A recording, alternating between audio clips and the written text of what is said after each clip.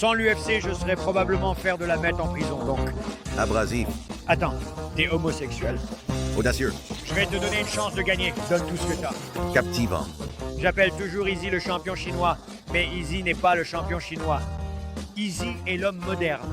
Izzy est un chinois. Fan de combat. Bienvenue à nouveau. Miaou. Bien qu'il soit difficile de qualifier le changement chez Sean Strickland de véritable évolution, la libération de sa personnalité l'a propulsé vers la célébrité et la course au titre à l'UFC.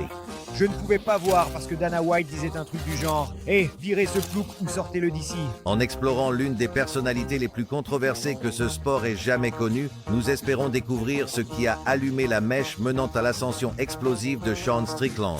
Je vous suis reconnaissant. Sans vous, je serais probablement un moins que rien quelque part. Maintenant, je suis un moins que rien plein d'argent. C'est parti. Le parcours de Strickland a commencé à Corona, en Californie. Issu d'une famille ouvrière, Sean a eu une enfance difficile, marquée par les abus de son père. Mon père, abusif, alcoolique, buvait. Tu vois, tout chez lui, je le détestais. Je détestais tout chez lui. À mesure que le succès de Sean grandissait dans l'octogone, son exposition au public augmentait également. À travers de nombreuses interviews, il est devenu évident qu'une jeunesse troublée serait le catalyseur de l'instabilité future de Sean. Ma mère nous a acheté des armes très tôt. J'étais genre à l'école primaire avec une arme chargée dans ma chambre, tu vois.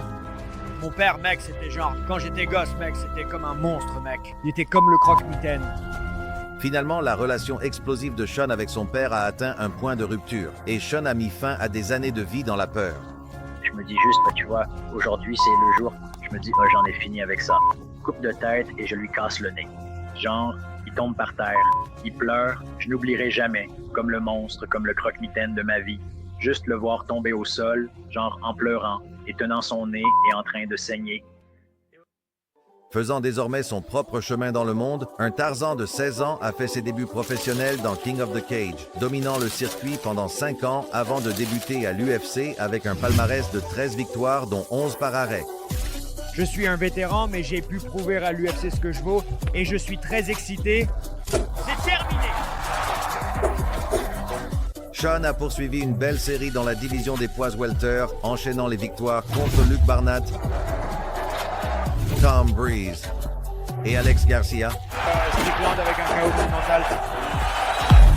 La catégorie des poids welters s'est révélée être un terrain mitigé pour l'American Psycho, malgré des victoires contre Kurt McGee et Nordin Taleb.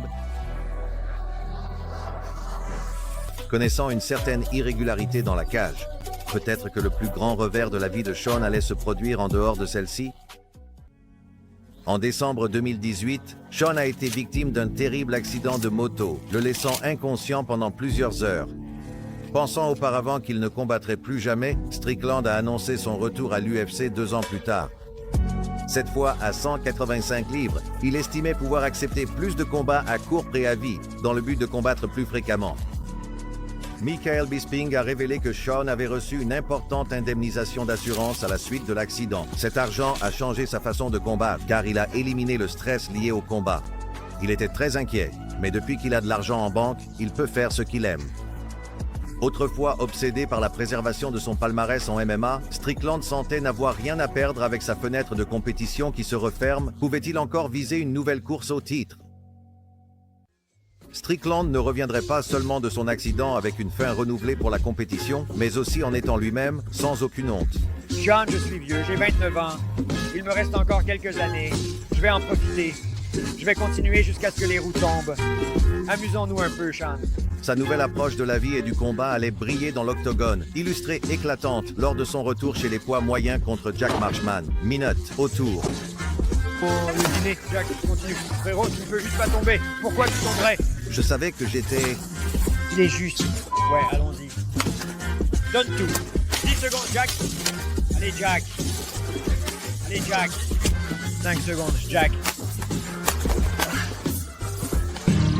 Jack, pourquoi ta tête est faite d'acier? Le prochain défi de Strickland allait se présenter sous la forme du jeune espoir montant Brian Alex. Cependant, c'est Sean qui allait émerger comme le nouveau à surveiller. Oh!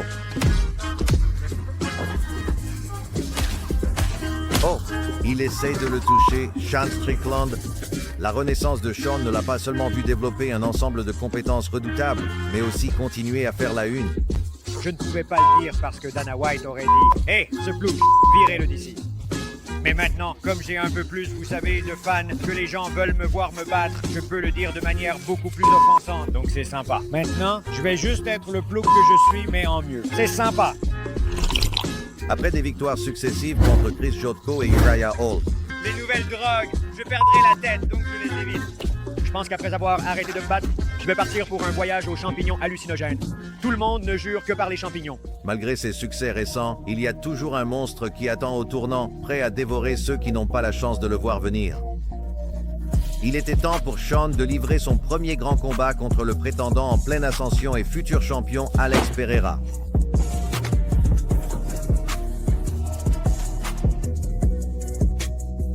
La scène était prête pour une nuit de combats épiques, mais lors de la conférence de presse, Shawn semblait plus concentré à tourmenter Israël qu'à répondre aux questions sur son prochain affrontement. Problème, mon frère. Je ne veux absolument pas de ce gars comme champion, vraiment pas du tout. Je vais te planter mon ongle dans le visage, Alex. Viens là. Toujours aussi showman, Shawn était déterminé à offrir une performance spectaculaire face à Pereira debout. Ricklin a réagi à la défaite avec la jovialité typique de Shawn, ce qui l'a rendu encore plus attachant aux yeux des fans qui s'identifient à son attitude à la fois provocatrice et terre-à-terre. Quand tu as fait du sparring avec lui, t'es-tu dit « Ah, c'est là que j'ai merdé dans ce combat » ou « Voilà ce que je ferais différemment dans une revanche ». Non, je continuerai à boxer avec ce gars. Tu sais, c'est marrant. Tenant sa promesse de rester actif, Shawn est revenu seulement 5 mois plus tard pour affronter le guerrier Jared Cannonier. N'ayant jamais peur d'exprimer ce qu'il pense, Strickland n'a pas mâché ses mots en analysant le travail des juges. Rien à dire contre Jared, mais encore une fois, il y a des juges qui ne font pas leur boulot. Tu regardes les cartes de score, tu regardes les frappes significatives, tu regardes combien de fois je les fais vaciller. Il y a des experts dans le domaine qui viennent me voir et me disent « Je ne comprends pas comment tu as perdu ce combat. Tu as touché bien plus. » Les cartes de score devraient le refléter. Un mois plus tard, Strickland apercevait Nassourdine Imanov à l'horizon pour l'UFC Vegas 67. Cool. C'est ce que tu sens me faire? Appliquer la pression patiemment. Oh, bon timing. Qu'est-ce que tu penses de ça? En remportant 4 des 5 rounds, l'homme au cœur de la controverse a éliminé le sniper russe avec aisance, prouvant qu'il méritait toujours sa place au sommet de la division.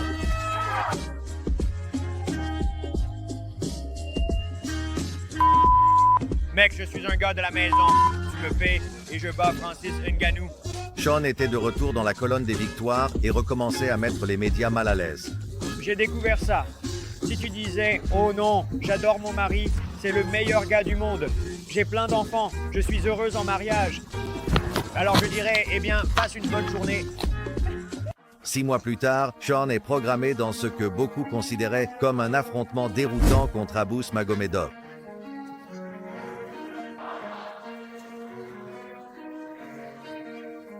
Pourquoi Strickland, un vétéran qui s'était frayé un chemin jusqu'au sommet de la division, était-il opposé à quelqu'un qui n'avait qu'un seul combat à l'UFC? Shawn a supposé que le manager d'Abus, Ali Abdelaziz, l'avait espionné et voulait organiser un gros coup pour son combattant. Mais c'est un peu dur, mec. Tu me regardes faire du sparring et la prochaine chose que tu sais, c'est genre « Hey, 3 semaines plus tard, on a ce gars-là. On veut que tu te battes. » Malgré le risque, Shawn voulait rester actif. Et après une conversation avec son ami proche Chris Curtis, les deux ont décidé que c'était de l'argent facile. Je l'ai rappelé, genre, c'est hilarant, c'est un combat stupide. Je respecte Abus, mais après avoir fait mes recherches, j'ai dit à Shawn, c'est de l'argent gratuit. Après un premier round dangereux, Shawn a mis la pression et a montré un regain d'énergie. Il y a des niveaux dans ce sport, ce qui a offensé au moins la moitié du public après le combat. C'était quelque chose de bon, de sain. Mec, les Américains, on doit revenir à genre retirer les femmes du marché du travail. Et peut-être que c'est là que, vous voyez, on a laissé les femmes voter sans vouloir offenser. Et peut-être le plus grand bouleversement de l'histoire de la division, Strickland a affronté le champion des poids moyens, Israël Adesanya, avec un court préavis et a choqué le monde.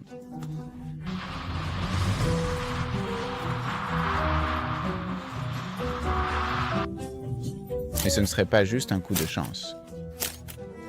Pourtant, dès sa toute première défense de titre, la star montante sud-africaine Dricus du Plessis allait submerger Sean. Et il semblait que le moment de gloire de Strickland était passé, du moins pour l'instant. Si vous cherchez le mot « clivant » dans le dictionnaire, vous trouverez Sean Strickland. Et pourtant, d'une certaine manière, la nature enfantine de Sean peut être désarmante, drôle, voire sympathique. Je veux dire, techniquement, quand j'ai été arrêté, j'étais encore cohérent. Tu sais, je n'étais pas mort. J'étais conscient, j'étais lucide. Mais non, c'était un bon arrêt, mec. Je veux dire, ce gars-là a de la dynamite dans les poings. Tu sais, si ce n'était pas ça, il m'aurait contré. Mec, je ne pensais même pas que je serais un jour à l'UFC. Je me souviens quand j'ai reçu mon premier appel de l'UFC, j'étais là. C'est quoi ce bordel? Genre, c'est pas censé arriver. Alors que la lutte acharnée pour devenir prétendant continue sans relâche, un homme reste concentré sur un seul objectif, ramener la ceinture dans une petite ville de Plou, à Corona, en Californie.